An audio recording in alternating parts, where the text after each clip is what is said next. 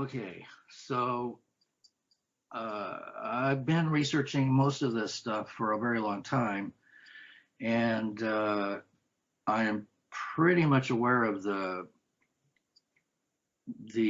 net that's around us, and that this is a basically a nine-dimensional matrix that's intergalactic and interdimensional. So that's the information that I'm working with, that the matrix is nine-dimensional, and it's an overlay over whatever is the reality that is not the holographic projection that we're participating in.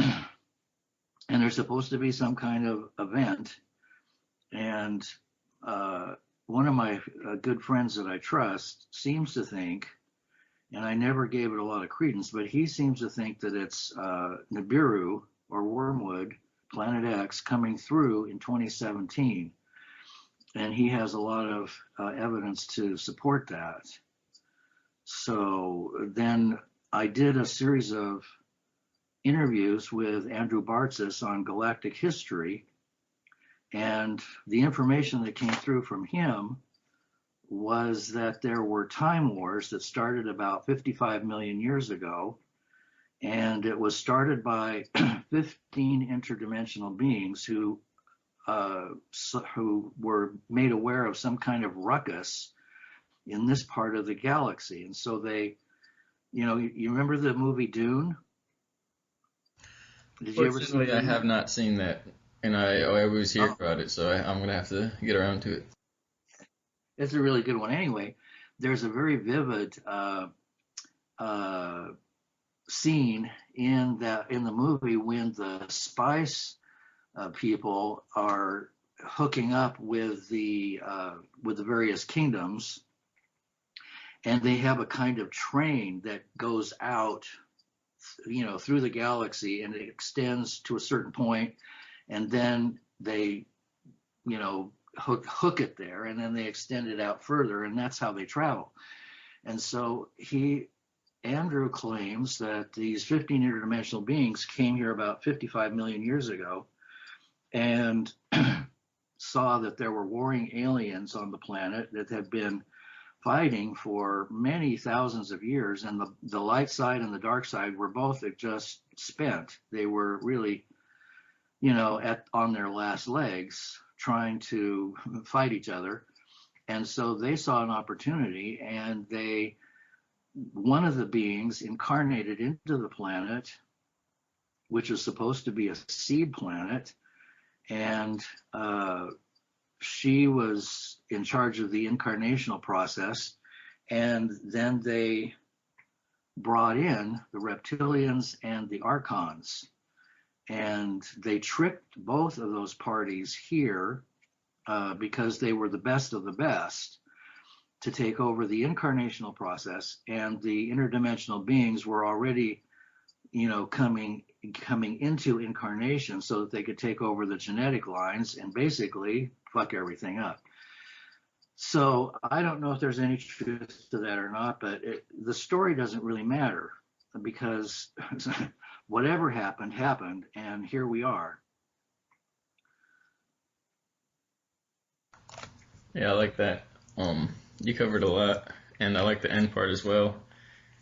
There's even in the type of situation we're in, if this is a kind of holographic system, the events themselves can shift and change, like a type of shifting modality of variables, but the theme or the inherent changes within those are always going to be, they might be different from whatever angle you see it, but the result is that we're in this type of situation here, which is basically, this is our reality. It's not shifting, and the problems that we're experiencing, the strange scenarios, and basically like a takeover and all this stuff, it's very real. Either that or some group is doing all that just for the fun of doing it all, which would be pretty much harder to believe than interdimensional warring, races.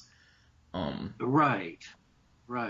And the other part of that story goes that I mean, it's a really it's a very long story, and it involves Atlantis and Lemuria and a lot of trickery and this and that and the other thing. But one thing I do recall is that they had a wager, and they were allowed to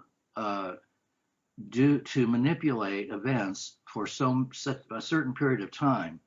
And according to Andrew's information, that period of time is ending sometime within the 2012-2020 window, and all of the cards have to be put on the table because there has not been a graduating. Souls have not been graduating for thousands and thousands of years. They've been kept in service by these beings, and they'll go through the tunnel of light, and then they have the the review, the life review, and all that is it's an interference pattern, and those beings are playing God, and then they're just sending us back in, basically guilting us out to come back so that we can be food, because we are food for interdimensional races that consume our energy, whether it's anger, hatred, rape, or worship, or anything, worship of idols, worship of Hollywood. The whole thing is set up to snare us, and so Earth is like a maze where there are traps everywhere. Drugs, sex, work. I mean, anything you see going on that becomes obsessive is all part of that matrix that captures our consciousness. And then when you go through the through the life review, then that's a technologically advanced way of getting us to come back and basically make the choice that we'll come back because we can do more, we can do better, or we're told that. And basically it's a lie. We're just being held captives, and we're all slaves on the planet that can't get out. So there must be a white side, a light side that is working diligently behind the scenes, because they can't be known. I mean, that part would not be obvious. The part that's obvious is the part that is the dark side. And Linda Moulton Howe did a show once, and I've never been wild about her, but this one show was incredible. And the bottom line to her information was that when she dug into the government awareness of what's going on, she said they basically know everything. They know how we got here, what happened, and they know all of it. They're just not telling. And of course, they have the advanced technologies, which they've been developing in league with these entities. And she says that it boils down to a wager, that there's a side that it's a bet. The one side bet that humans were worth saving, and that they were worth it. And the other side said, we should be exterminated. And so they were allowed to do whatever they wanted to do to prove that, we're just a bunch of crap. And there are others that say that, we're parts of the divine spark, and that we're not what we seem to be, that we're not these pathetic little automatons that are worthless, that we have a divine source that cannot be taken away, and that's what they feed off of. So it kind of comes into play with the idea that the Anunnaki, who I'm guessing could look like the Nordics, or who may be reptilian. In any case, anything can look like anything. So we don't really know who is what, because anytime an alien appears in light and has abilities and powers, they could be the darkest of the dark. And that's just a game that they play here. The whole game of light and dark is just a game. It's the same coin, two different sides of the same coin. And when people get identified with one side, they're simply shifting their consciousness or their focus on one side, and they're not realizing that there are two sides to the coin, and they can't grasp it. So the dark is out to get the light, and the light is out to, you destroy the dark, and it's an endless game. It just goes on and on and on, seemingly forever. But I don't think it goes on forever. I think there's a reset. And if this is a holographic projection and we are in it, then the reality is the source of the projection. Because once the projection is shut off, this all disappears instantly.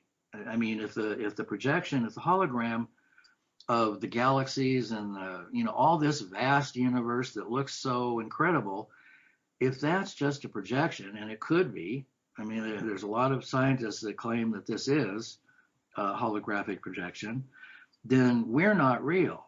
The only thing that's real is the part that's behind the projection that's causing the projection to manifest. Yeah, you've done your research. Very much so. It's pretty much what's going on. I mean, I don't know, but from my involvement with the unacknowledged special access programs, which I like to just term the secret projects, that's a lot of the storyline that we're told, and then there are obvious proofs as far as the capabilities of certain technology that I know and others know is possible, and to the point where it's kind of like a balance of like kind of like a cost benefit equation of whether they would use this technology to kind of fake this whole storyline just to gain power, or, have this banking system and all of that, or whether there's something much, much deeper going on. And it does seem like it relates to basically that the universe has this type of holographic quality based upon consciousness, and in that sense, nothing is really what it seems. And then at that time itself is, it's not linear as we would think, and there's so much more happening here that humanity is connected to, that all these interactions that we theorize relate to this type of control system, it would be more akin to millions of years worth of basically a time war versus these families that gained power over duping people over, at a certain time, and this, that, and the other, and there's just so much more to go through. I wrote a list of everything you said down, and I can speak on each of it as I'm in a really weird state. I don't know why, but I could speak on everything. It's kind of, I'm kind of blown away almost with because a lot of people have this knowledge, they'll have this information rather than the actual knowledge of it, and it'll just be because they've done research or heard about it or something like that, but they won't have the actual, like, the organizational hierarchy that you kind of displayed right there, you presented. And that really is what it comes down to, this hierarchy of what it really means. And that is a very close, if not the explanation we were given. And then there's various experiences that we've had, operations, all types of stuff that kind of it's got a lot to do with it. For instance, I've seen most of the beings that you mentioned and a lot more.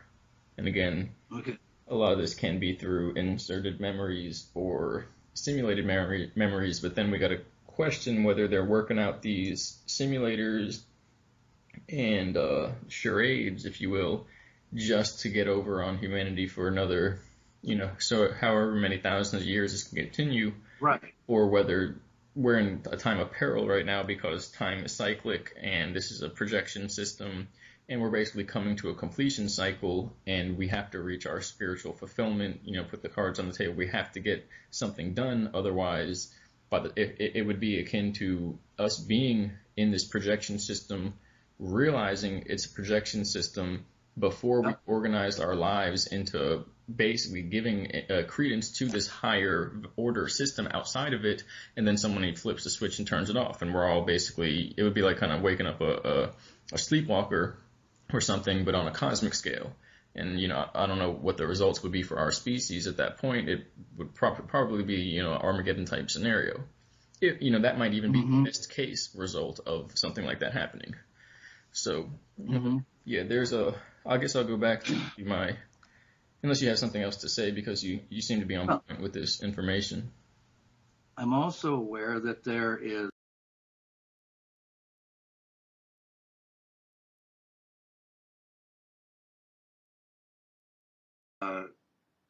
to overwrite organic matter. I'm also aware that there are ongoing projects to overwrite organic matter using nanotechnology, black goo, and programmable matter, which Intel has available to them now. And, if you go back to the old X-Files, they foreshadowed that in some of their shows, that black oil that's sentient. And I believe that they have access to this and have been developing it. And Lady Gaga did a commercial for Intel where she plays Lucifer. And I suspect that all of the personalities that were shown of the different aspects of creation, because creation is a lower dimensional existence. It's when you get beyond creation and beyond matter that there's a reality that is stable. Creation is always going to have hierarchies, because that's the nature of matter, even higher matter. So if you go up create the ladder of creation and you're in the 12th dimension and it's still relating to matter, then you've got beings or gods that are higher, and they're holding the gate for anybody from going beyond there, because that is what the nature of matter and creation. So there's always going to be some kind of gatekeeper keeping us from going beyond, unless we are not in creation. And I suspect that we are the space between matter, that we're not matter, that we are the space between it. And that's what we really are. But we've been convinced through the dumbing down process and the fluoride and the Nazis coming over here from Germany and Project Paperclip and being installed in various corporations. And I mean, you can see the influence of that. And the Marvel comics put it right out there that the Nazis are basically, they call it Hydra, and they've reorganized and they have been continuing their experiments. And those are the ones that are running many of the programs, including the technological ones that are so advanced that have created a complete civilization that could break away. And so there is this some group or some entities are working on overwriting matter by using nanotechnology, and it's in everything now. And there's no restrictions on it. And then you've got cyborgs and clones added to the mix. And you've got soulless humans. You have astral shells that have been reanimated from the astral plane. And so those are part of the soulless beings that are here. And who knows who's real and who's not real. But it does seem to be a game that's being played, and there do seem to be some kind of limits, but the limits are not stopping them from transhumanism and from overriding all organic matter into nanotechnology, where the AI can then basically control everything. So it does seem to be that I suspect it's AI, some kind of extremely advanced AI that is beyond anything that we can imagine, that is running the show, and it puts these different faces forward so that we have something to relate to, it's like a metaphor. Everything that we see is like a metaphor, but then we're also in a feedback loop, multiple feedback loops. So there are higher realities that are interacting with this one. And, so it's possible that those realities programmed a reset button so that if AI took over, if this happened, or if such and such happened, because I mean, in the eons and eons of creation, it seems like there would be many creations that would simply fall because of the nature of something getting the idea that it's better than something else, and then establishing itself as the ruling force, and then it just goes on and on and on until it can't live anymore because it's consuming its own self. And that's like the snake eating its tail. So this nanotechnological thing is really kind of spooky because there are some people like Cara St. Louis and her German counterpart who have talked about black goo, and that the government is actually using black goo in the money. Now, I don't know if this is true, but I mean, there's all kinds of weird theories out there that they're using nanotechnology in the chemtrails. That would not surprise me at all, because that would be a way of distributing it so that everything gets chemtrailed and everything gets infected with nanotechnology. And one of the signs of that was Morgellons.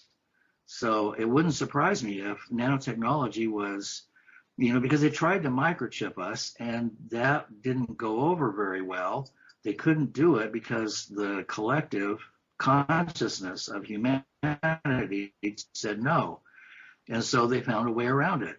You just put nanotechnology in everything, and you have other things going into the human body, well, through water and food and everything else, that activate the online capabilities so that we can be completely technologically controlled. So whether we like it or not. So those are some of the things that I'm contemplating, and the event could be many things. There is a writer who talks about twin pillars of fire, twin pillars of energy that come in from out of our galaxy, and they literally raise the level of everything to a spiritual level. So they take matter, it takes matter, and it raises it another level. And he claims that this has been going on for 5 or 6 times, and that this next time it will be a permanent shift, that matter will not reduce itself to the components that it has reduced itself to in this particular reality. But I mean, there could be millions of parallel realities going on and being run by numerous different groups, higher, lower, and in between. So, and all of them want to be the ones that have their reality be the one. So it seems like there's a lot of players, there's a lot going on, and there's some kind of event coming up. The political system is about to crash. The financial system is about to crash. And yet it just never does. It just keeps going on and on and on. It'll be interesting to see what's going to go on with the elections, because that's going to happen on the 9th. And 9 is, is ending, symbolizes endings. So I'm just surprised that the political system has lasted as long as it has. I mean, it surprises me that everything keeps going. It seems like everything is stuck on stupid. And there are those who know, that seem to be have come in with that awareness, or who have developed that awareness, or who want that awareness. And then most of the people are just stuck on, this is life and this is the way it is, and this is, what happens. And but something huge is around the corner, and I don't know what it is.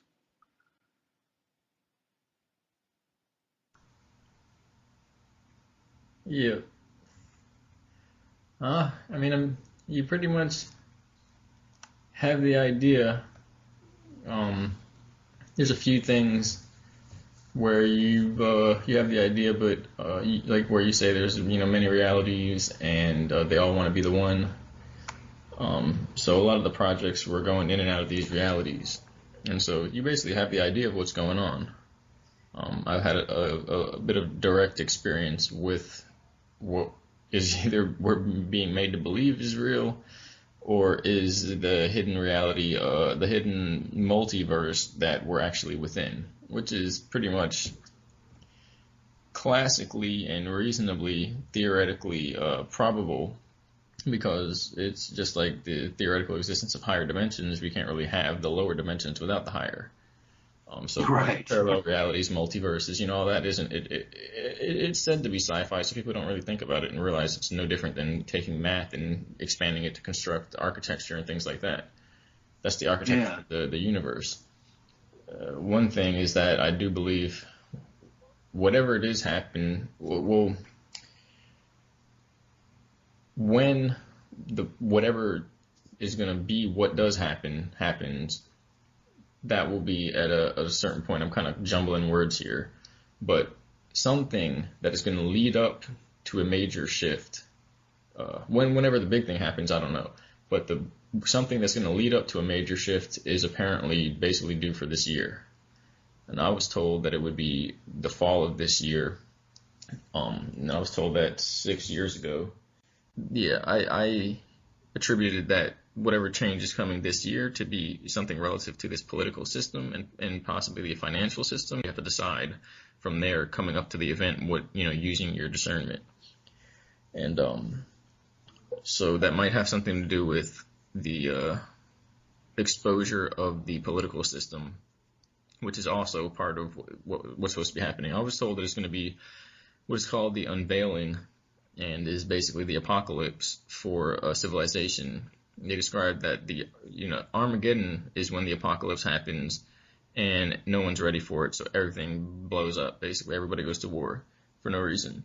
The apocalypse is when basically the unveiling happens and everybody's basically ready to see the truth, and basically the civilization goes and it merges with a higher civilization through some type of some larger continuum of consciousness and existence. As they also basically, we saw it before. I've seen it before. This is what the projects were about. It's hard to talk about, but there's a device that allows one to look into time. Right. They would use children because the men, the adult soldiers that would go into it would come out like flailing about, completely incoherent. Because they have too many belief systems. Yeah, and it looks like a nightmare, and it'll just be like attributed to the stuff you hear as a kid from religious people or people who have no faith whatsoever in any type of larger system. And if you don't have any type way of integrating it, or you integrate it based upon what others tell you, it's not gonna end well. It's not gonna be perceived well. So they used us to see, and we basically saw what you're talking about in different forms, different realities play out. They've been going back and forth trying to basically mitigate and stitch the timeline together so that we are ready and there is an opening for a higher dimensional continuum at that point in time. With the CERN devices, apparently, you could say it's already happened, and so they used the CERN device to basically turn back time. And they extended the period every few years. Apparently it works for 3 years at a time. And that was a lot of what the individuals were used for. Maybe even the children with their imaginative energy, it can be used to extend the dimension, if you will, the creationary dimension forward in time. So what I think is reasonable to talk about now is that, to continue more so, the unveiling is essentially basically when all those secret projects are exposed or disclosed to the public, and it's basically up to the public and everyone involved to make sure it works okay, and to make sure basically this is also part of the test, and there's groups at least that are joined together with other groups. Basically, you can call the whole group the light faction, and that they're basically working to ensure continuity of the human civilization, of the human species, the race. And so,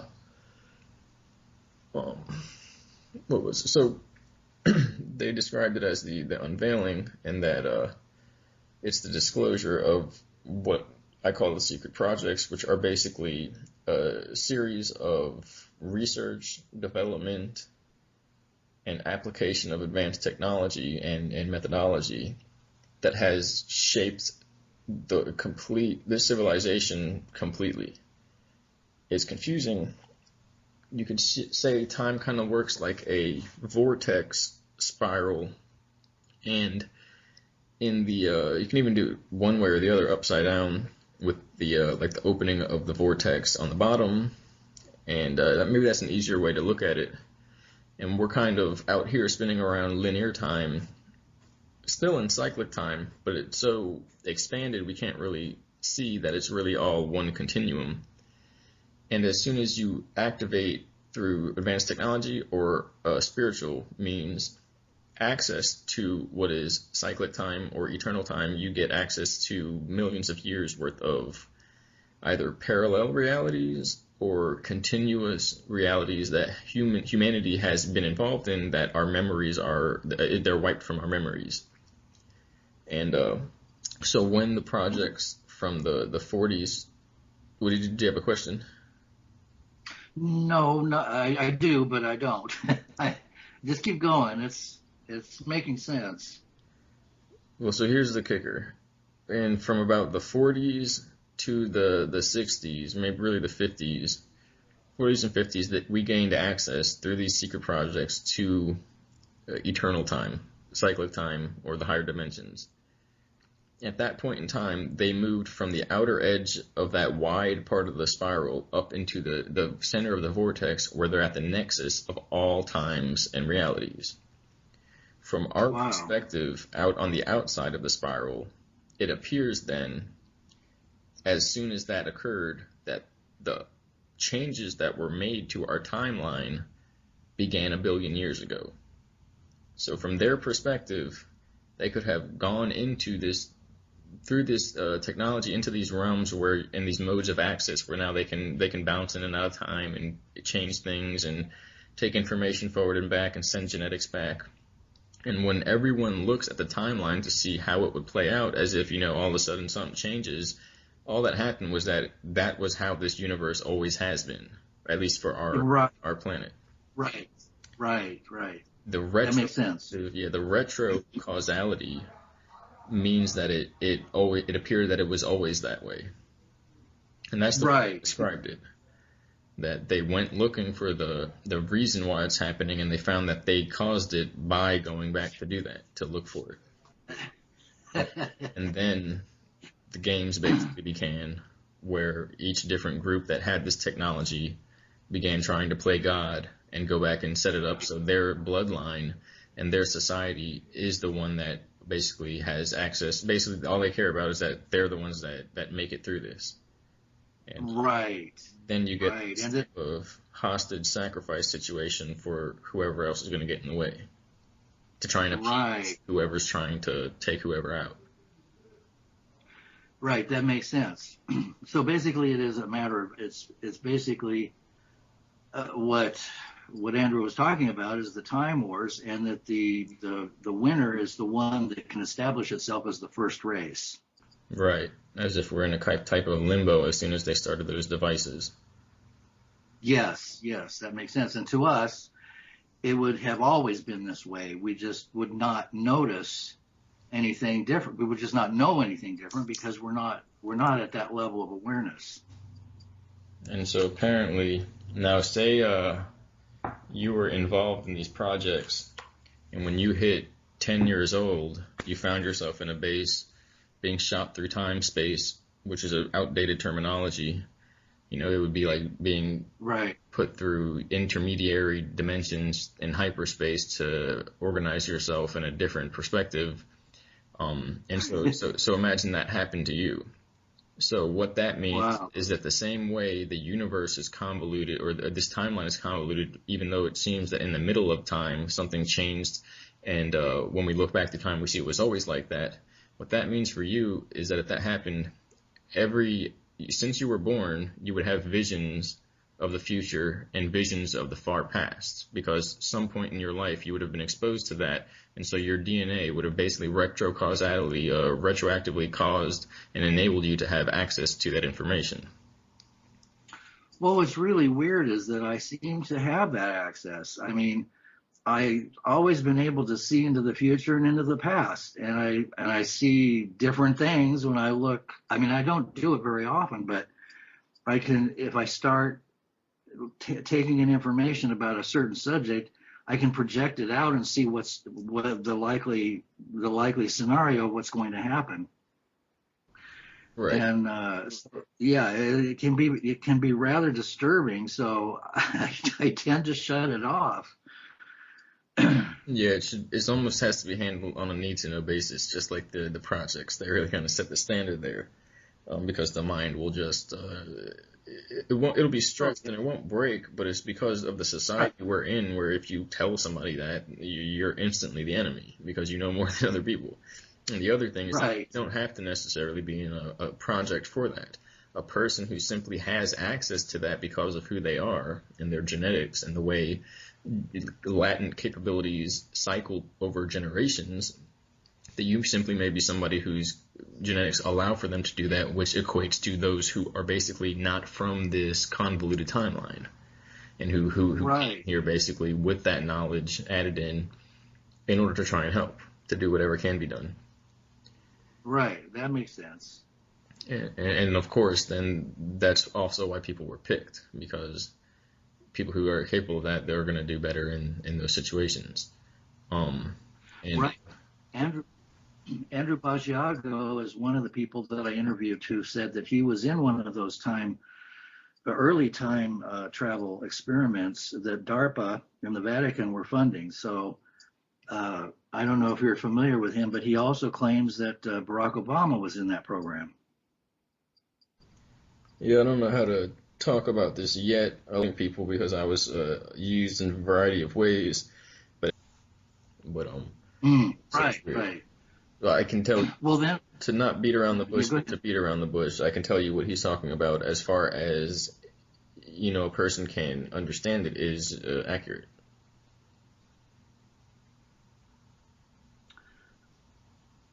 It makes sense to me. I mean, it just when I hear something that is being explained from somebody that seems to be speaking their own truth, I can tell whether they're telling the truth or not.